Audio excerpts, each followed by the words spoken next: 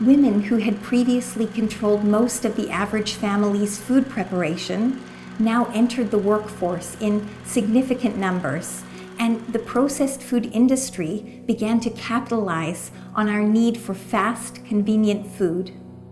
This meant that fewer meals were being cooked at home, and since convenience foods were generally higher in calories than home-cooked meals, the average person's caloric intake increased dramatically.